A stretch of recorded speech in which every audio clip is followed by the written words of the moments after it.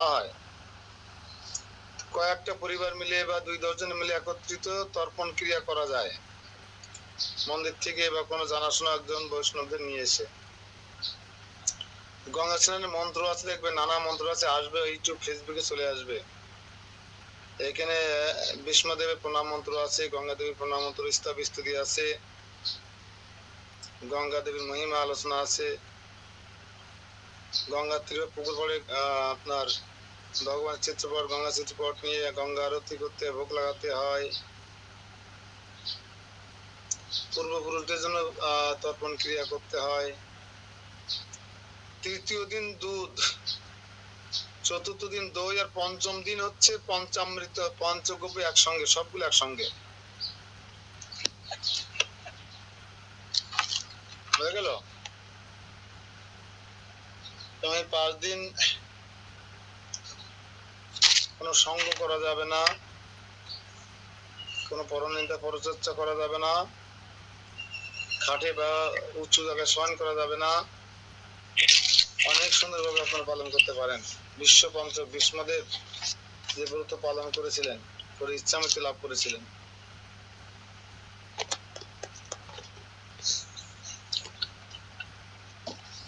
এগুলো বিশ্ব পঞ্চক। আর অন্নকূট তো আগামী একদিন বাদে অন্নকূট। অন্নকূট মহোৎসবে সবাই আসবেন, আপনি একা আসবেন, পাশের কাউকেও ডেকে নিয়ে আসবেন।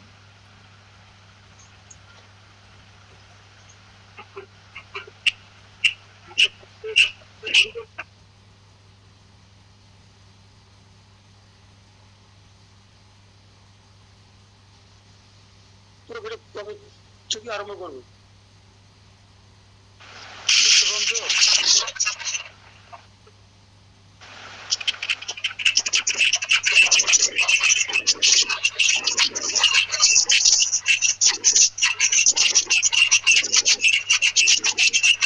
বন্ধ করে, শব্দ হচ্ছে প্রচন্ড।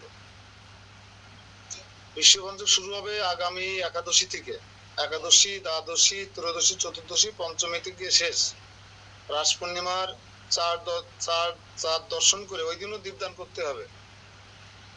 ওই দিন দীপদান করে রান্না বান্না করতে হবে সারাদিন, বৈষ্ণব সেবা দিতে হবে। রান্নায় মন্দিরে আসে বৈষ্ণব সেবা দিতে হবে, বাড়ি যেতে সম্ভব না হয় বাড়ি বৈষ্ণব সেবায় যোগদান করতে হবে। করার পরে বৈষ্ণব সেবা দেওয়ার পরে এবং পূর্ণিমার চাঁদ উঠলে চন্দ্রদেবকে দর্শন করে তাকে প্রদীপ দান করার পরে এবং বিকেল বেলায় রান্না করে ভোগ নিবেদন করার পরে গাভী মাতাকে সে ভোগের প্রসাদ দিতে হবে। গাভী সেবা, গো পূজা করতে হবে এই দিন। দিয়ে বৈষ্ণবদের সেবা করানোর পরে নিজে প্রসাদ পেয়ে এই ব্রত ভঙ্গ করতে হবে। জানি না সবাই জানতেন কিনা, কার উপকার হলো কিনা জানি না, তবে আমার মনে হলো যে অনেকেই নতুন নতুন জয়েন করছেন, আপনাদের যারা সারা মাস, অনেকে আছে এর মধ্যে যারা সারা মাস ব্রত করতে পারছে না, শেষের 5 দিন করবে ফল খেয়ে অথবা অভিসন্ন খেয়ে, তাদের জন্য এইটা। তবে তর্পণ ক্রিয়া, গঙ্গা স্নান, বেশি বেশি জপ তপ, মাটিতে শয়ন, এগুলো খুব দরকার। বিশেষ করে বিশ্ব পঞ্চকের পঞ্চম দিন পূর্ণিমার দিনে একটু বৈষ্ণব সেবার ব্যবস্থা করা, সে হোক বাড়িতে, হোক পাড়ায়, মন্দিরে, অথবা আমাদের ঔষধন ধামে যারা নিষ্ঠা কাষ্ঠা সহকারে 1 মাস ব্রত পালন করছে তাদের উদ্দেশ্যে বৈষ্ণব সেবায় অংশগ্রহণ করা ভালো। অনেক ভক্ত ওই দিন নিষ্ঠা কাষ্ঠা সহকারে আছে, সারা মাস প্রসাদ পাবে ওই দিন, করতে পারেন ওই দিন। আর এই যে অন্নকূট সম্পর্কে ধারণা দিয়ে আপনাদের কাছে জিজ্ঞেস করতে পারে যারা জানে কি জানে না। আজকে আমি গতদিন কুদলাতে বলেছিলাম 5,500 বছর আগের যে গিরি গোবর্ধনের সামনে রেখে যে নন্দ মহারাজ, উপানন্দ সহ সমস্ত ব্রজের ভক্তরা গিরি গোবর্ধনকে পূজা করেছিলেন, যজ্ঞ দিয়েছিলেন এবং গিরি গোবর্ধন কৃষ্ণ রূপ ধারণ করে সেটা গ্রহণ করেছিলেন। এদিকে ইন্দ্রদেব কুপিত হয়ে গালিগালাজ করেছিল, ঘোষদের 80 বছর না আনলে বুদ্ধি খোলে না, তাহলে আমার পূজা না করে পুরো একটা পাহাড়ের পূজা করছে, ওদের অবস্থা এত খারাপ হয়ে গেছে, দেখাচ্ছে মজা। নানা রকম তাদেরকে উপদ্রব দেওয়ার চেষ্টা করেছিলেন, কৃষ্ণ তাদেরকে রক্ষা করেছিলেন। বোঝা গেল মিলন প্রভু?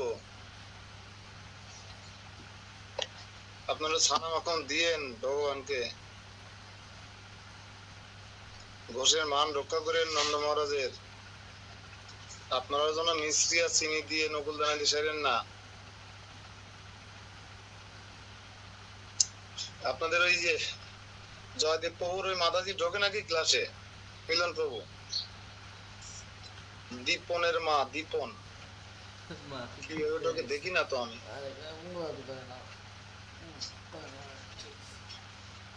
তো এই 5,500 বছর আগের যে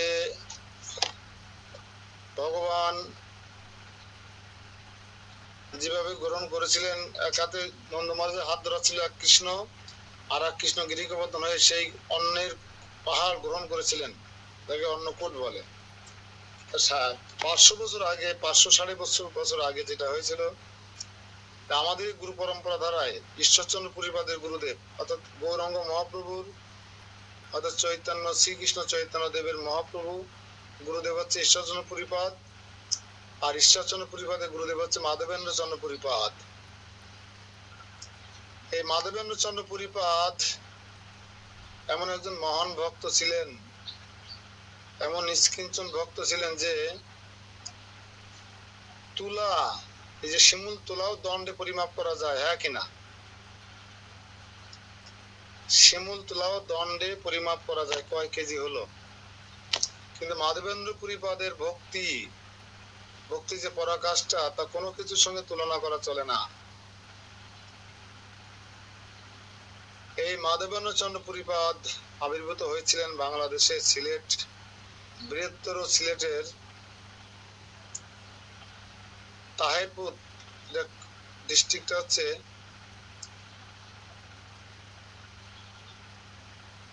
অদ্বৈতাচার্যের, এই ডিস্ট্রিক্টের নাম আমার মনে থাকে না।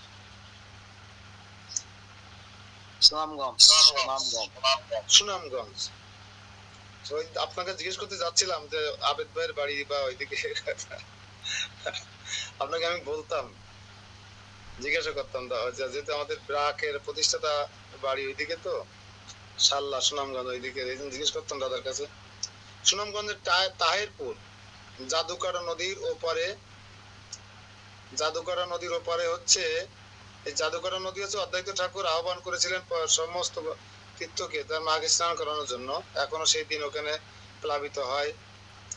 এই জাদুকারা নদীর ওপারে হচ্ছে অদ্বৈত আচার্যের আবির্ভাব স্থল। এর থেকে 5-6 কিলো পূর্ব দিকে, পশ্চিম দিকে গেলে এই মহান আচার্য মাধবেন্দ্র পুরীপাদের আবির্ভাব স্থল। এখন সে যে বড় লোকের বাড়িতে জন্মগ্রহণ করেছেন, এখন ইট কাঠ পাথর সিং দরজা দেখলে বোঝা যায়। ইনার ভক্তির কোনো পরাকাষ্ঠার কোনো পরিমাপ করার সুযোগ ছিল না, কিন্তু তুলা দণ্ডে পরিমাপ করা যেত। মাধবেন্দ্র পুরীপাদ যখন বৃন্দাবনে গেলেন, বৃন্দাবনে গিয়ে সারা দিন গিরিগোবর্ধন পরিক্রমা করলেন, আর কৃষ্ণ কীর্তন সংকীর্তনে মুখরিত মাতোরা করে নিজেকে মাতোরা করে রাখলেন। পরিক্রমা করে রাধাকুণ্ড শ্যামকুণ্ড পরিক্রমা করে যখন তিনি একটা বৃক্ষ, বড় বৃক্ষ নিচে বসেছেন, তখন সূর্যদেব ক্লান্ত হয়ে বিশ্রামে যাবেন। এমন সময় মাধবেন্দ্র পুরীপাদ ভাবছেন, মাধবেন্দ্র পুরীপাদের একটা গুণ ছিল, সেটা হচ্ছে সে কারো কাছ থেকে চেয়ে খেতেন না। তিনি অযাচিত বৃত্তি গ্রহণ করেছিলেন, অযাচিত বৃত্তি। খেয়াল করে শুনবেন সবাই, যাতে আপনারা বলতে পারেন অপরকে। অযাচিত বৃত্তি মানে কোনো যদি কেউ কিছু নেবে, তাহলে চেয়ে নেবে না। ঠিক যেটা সুখদেব গোস্বামীর মধ্যে আমরা দেখতে পেতাম।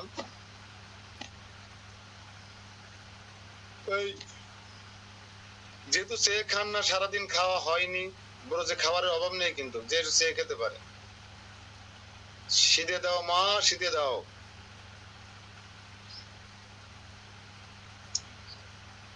মাধবেন্দ্র পুরী ভাবছে ক্লান্ত ক্ষুধার্ত পরিশ্রান্ত হয়েছে, আমি শুনেছি রাধারানীর রাজ্যে এসে কেউ কখনো অভুক্ত থাকে না, রাধারানীর আশীর্বাদ। এই আশীর্বাদটা কখন করেছিলেন জানেন? যখন রাসলীলা হচ্ছিল, সে রাসলীলা যখন লক্ষ্মী দেবী প্রবেশ করতে চাইলেন, ভগবানের বক্ষ বিলাসিনী লক্ষ্মী দেবী, যে লক্ষ্মী দেবী ভগবানের বুকের পরে হেঁটে বেড়ায়, বক্ষে বাস করে, বুকে, সেই লক্ষ্মী দেবী এত প্রিয় নলে তোর বুকের পরে জায়গা দিয়ে জানা যায়? আর হৃদয় মাঝে বুকের পরে তা কাকে জায়গা দিই? যে সবচেয়ে প্রিয়তম জন। তো লক্ষ্মী দেবী কৃষ্ণের প্রিয় ছিল, বিধায় তো বুকে জায়গা দিয়েছে নাকি? কিন্তু তাকে রাসলীলায় নিচ্ছে না লক্ষ্মী দেবীকে। ভগবান বলছে তোমার যোগ্যতা নেই। কেন যোগ্যতা নেই? তুমি তো ধন ঐশ্বর্যের দেবী, তোমার ঐশ্বর্য আছে, তোমার অহংকার আছে, কিন্তু তোমার মাধুর্য নেই। এই রাসলীলায় অংশগ্রহণ করার যোগ্যতা কি? অঞ্জলি দিদি,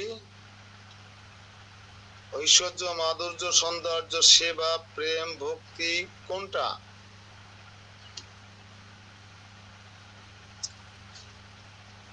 কে বলতে পারে?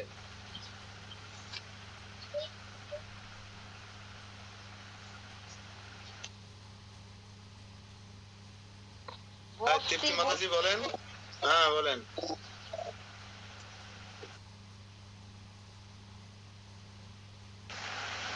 ওপেন করে আবার বন্ধ হয়ে গেল কেন?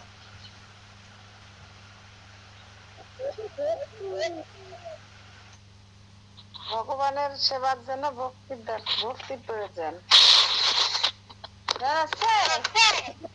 যাচ্ছে তো, তা ভক্তি তো আমাদেরও আছে, তা আমরা কেন রাসলীলায় যেতে পারি না? প্রতিদিন তো রাসলীলা হয়।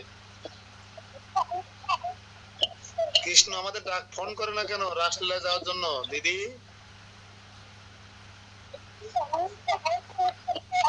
কৃষ্ণ কৃষ্ণ ফোন করে করে 1 কোটি গোপীদের ডেকে নেয়।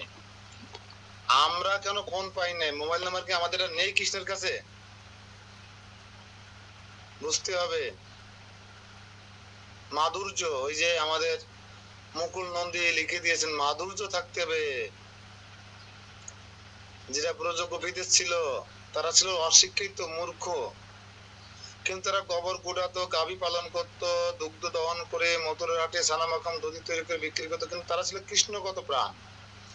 তাদের সবকিছু ছিল কৃষ্ণের জন্য, সবকিছু ছিল কৃষ্ণগত, কিন্তু তাদের ঐশ্বর্য ছিল না, কিন্তু মাধুর্য ছিল। বৃন্দাবন হচ্ছে মাধুর্য লীলা, আর ঐশ্বর্য দ্বারকা।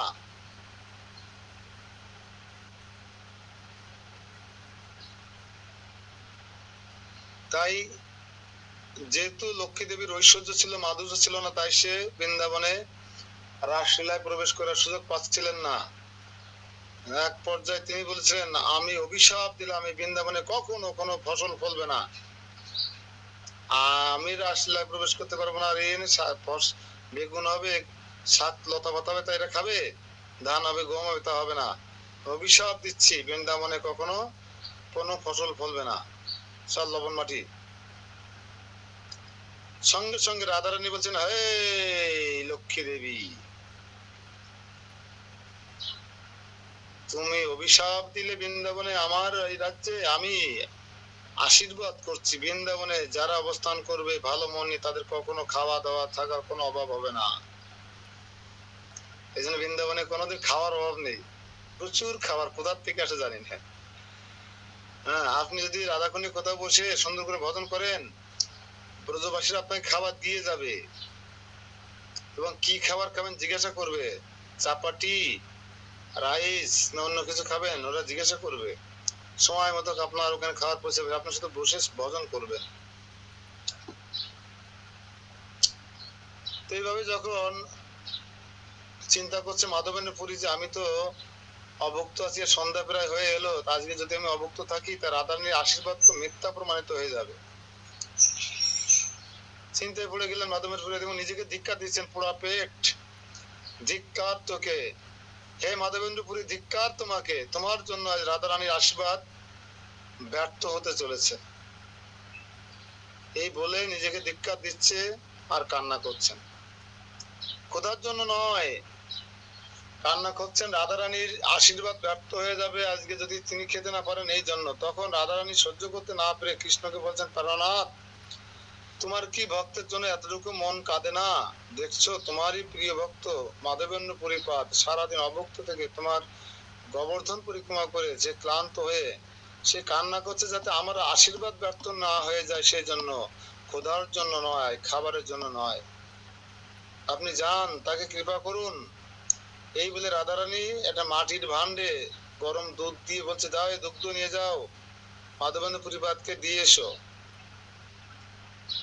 কৃষ্ণ তখন মাধবেন্দ্র পরিপাতের কাছে এসে সেই দুধের ভান্ড নিয়ে বলছেন, মাধবেন্দ্র, মাধবেন্দ্র পুরী।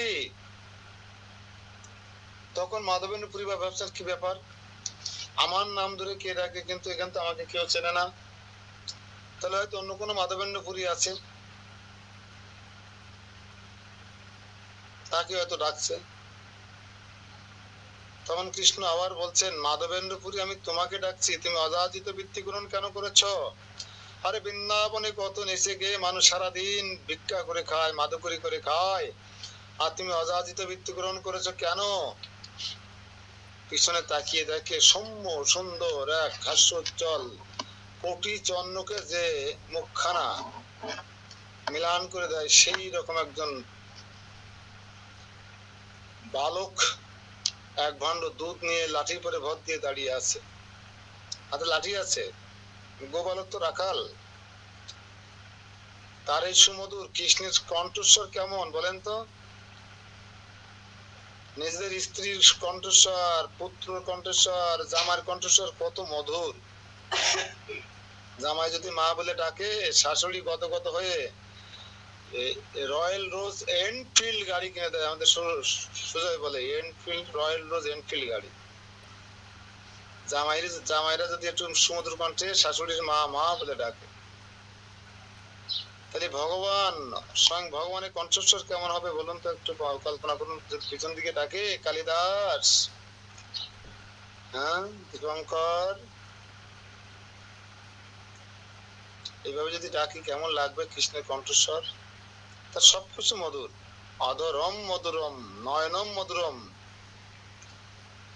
শয়নম মধুরম, সবকিছু মধুর কৃষ্ণের।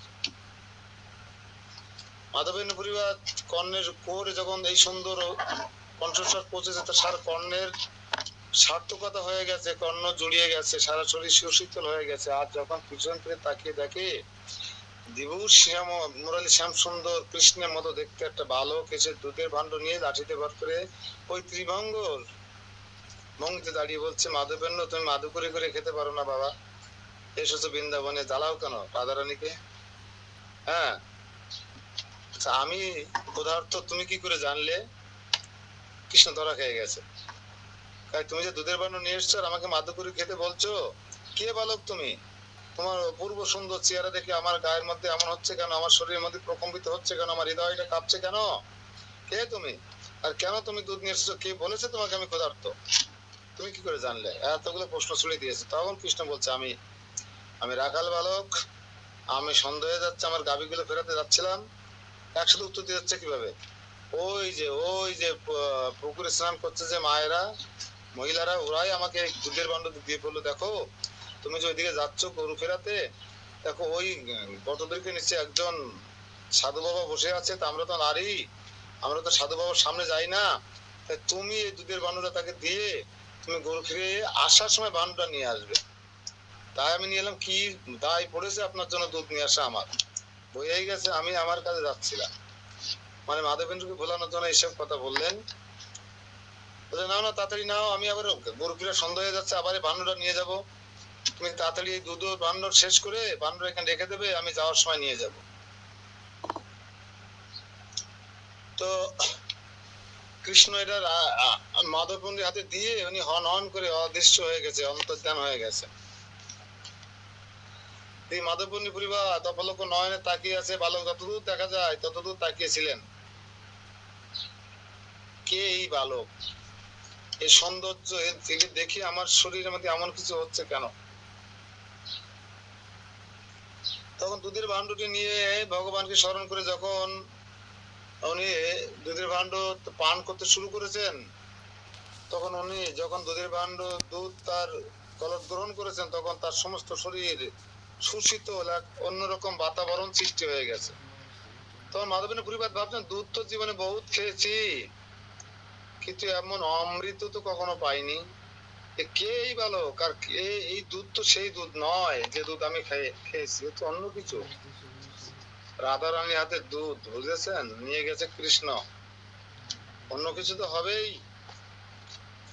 দুধের ভাণ্ড শেষ করে বলছে, এই বালক আসলে আমি সত্যি তার হাত চেপে ধরে বলবো, কে তুমি, সত্যিকারে তোমার পরিচয় দাও, আমি তোমাকে চিনতে চাই, জানতে চাই। এভাবে চিন্তা করে দুগ্ধ পান করে দুধের ভাণ্ডের সামনে রেখে বসে আছে, কখন বালক আসবে গোদন থেকে গোপাল নিয়ে, আর আমি এই হাড়িটা তাকে দিব আর বলবো, তুমি কে সত্যি করে বলো। বসে আছে, 10টা বাজে, 11টা বাজে, 12টা বাজে, 1টা বাজে, আসে না। তখন মাধবেন্দ্র পুরীপাদ খানিকটা নিদ্রাচ্ছন্ন হয়ে গেছেন। সারাদিন গিরিগোবর্ধন পরিক্রমা করে দেখেছেন, 21 কিলোমিটার। আমি দৌড়ে দৌড়ে করেছিলাম, আমি আর কাঞ্চন প্রভু, তাই 4 ঘন্টা লেগেছিল। ঘন্টায় 5 কিলো, সোয়া 5 কিলো হেঁটেছিলাম, ঘন্টায় সোয়া 5 কিলো।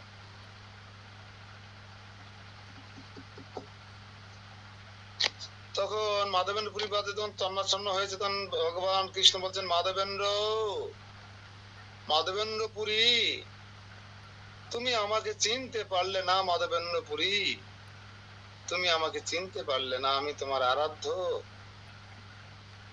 আমি তোমার আরাধ্য পরমেশ্বর ভগবান শ্রীকৃষ্ণ, তুমি আমাকে চিনতে পারলে না মাধবেন্দ্র পুরী?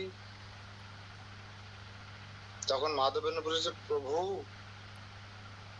প্রভু আপনি এসেছিলেন প্রভু, কিন্তু দেখুন এই মাধবেন্দ্র পুরী কত হতভাগা, কত নীচ, কত অধম, আপন প্রভুকে চিনতে পারলাম না,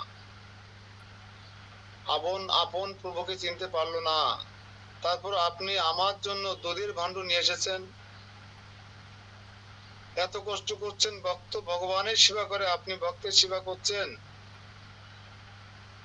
আমার জন্য, আমার এই পোড়া পেটের জন্য আপনাকে এত কষ্ট করতে হলো, রাধারানী এত চিন্তা করতে হলো। তখন পরমেশ্বর ভগবান শ্রীকৃষ্ণ বলছেন, দুঃখ করো না মাধবেন্দ্র পুরী, যা বলি মন দিয়ে শোনো। হ্যাঁ প্রভু বলুন। বলছে, আমি দীর্ঘদিন ধরে ওই সামনে পাহাড়ের মধ্যে কাঠপাথর নিচে চাপা পড়ে আছি, জবনদের ভয়ে আমার পুরোহিতরা আমাকে কাঠপাথরের নিচে রেখে পালিয়ে গেছে। তারপরে সেখানে উইট ঢিবি ঘাস লতা পাতা হয়ে গেছে, আমি অনেক দিন ধরে কষ্ট পাচ্ছি পাহাড়ে কাঠপাথরের নিচে, আমি ক্ষুধার্ত, আমাকে গ্রামবাসীদের সহযোগিতা নিয়ে উদ্ধার করে তুমি গিরিগোবর্ধন প্রতিষ্ঠা করে আমার সেবা পূজার ব্যবস্থা করো।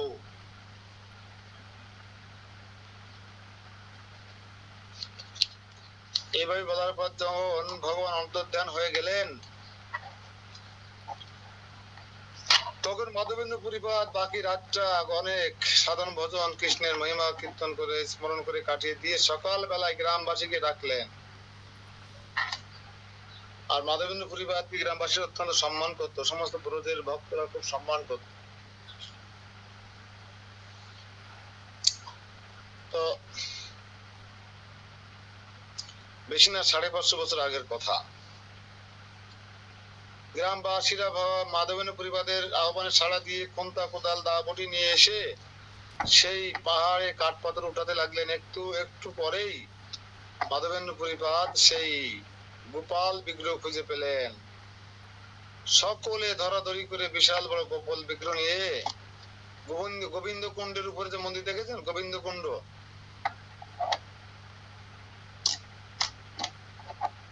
গোবিন্দ কুণ্ডের উপরে যে মন্দির, গিরিগোবর্ধনের সাথেই পাদদেশেই গোবিন্দ কুণ্ড, আর ওই পাহাড়ের উপরেই প্রতিষ্ঠা করা হলো জগন্নাথকে।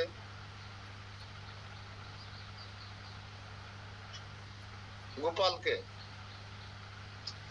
প্রতিষ্ঠা করে গ্রামবাসীদের বললেন, যাও যমুনা থেকে শত শত কলসি জল নিয়ে এসে ভগবান অভিষেক হবে, আর সবাই রান্না বান্না করে না ভোগের বিভিন্ন আইটেম রান্না করে নিয়ে এসে ভগবানকে ভোগ নিবেদন করতে হবে। তখন গ্রামবাসীরা শত সহস্র কলসি জল দিয়ে যমুনার সুশীতল জল দিয়ে ভগবান গোপালকে অভিষেক করালেন। গ্রামবাসীরা গরুর গাড়িতে করে, মাথায় করে, বাঁকে করে খাদ্যদ্রব্য আনতে লাগলেন। পিঠা পুলি, পায়েস, অন্ন, সাদা অন্ন, লাল অন্ন, পুষ্পান্ন, পোলাও অন্ন, নান্দা পরিবারের ডাল, দধি, দুগ্ধ, ছানা, মাখন, যত কিছু আছে ঘোষদের, ঘোষ না যারা যারা খবর পেয়েছেন সবাই রান্না করে নিয়ে আসছেন গাড়ি ঘোড়া ভরে ভরে। এবার মাধবের প্রতিবাদ পাহাড়ের পরে অন্নের কূট সাজালেন। অন্নের কূট মানে কি? অন্নকূট মানে কি? অন্নের পাহাড়, কূট মানে পাহাড় বা পর্বত। এভাবে সাজালেন।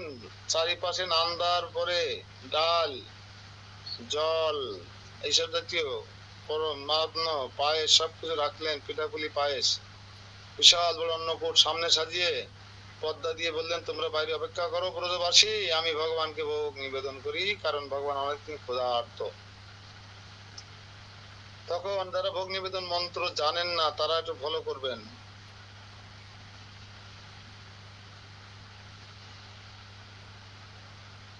তো প্রথমে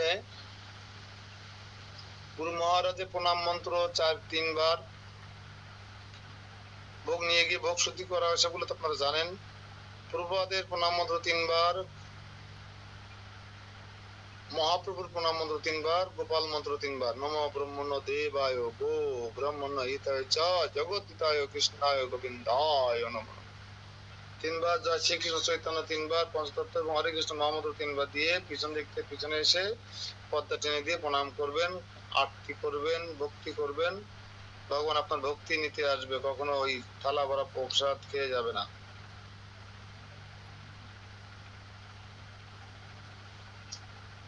তো মাধবের পরিবার পদ্মা দিয়ে যখন ভোগ নিবেদন করলেন, করে বাইরে আসলেন, সমস্ত ভক্তদের নিয়ে ভোগ আরতি গাইলেন।